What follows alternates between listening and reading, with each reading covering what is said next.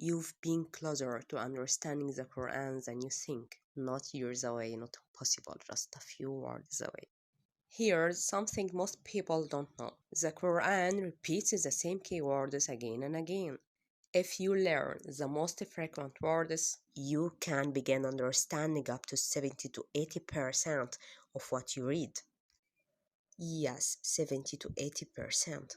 That's why I created Miftah Quranic Arabic. Miftah means key because you don't need complicated grammar. You need structure, you need clarity. On this channel, you will find step-by-step beginner courses, clear pronunciation training, word-by-word Quranic breakdowns, structured programs designed to qualify you to read the Quran confidently. No overwhelm, no academic confusion, just progress. If you've ever wanted to understand the Quran, this is your starting point. Subscribe now and let's unlock it together.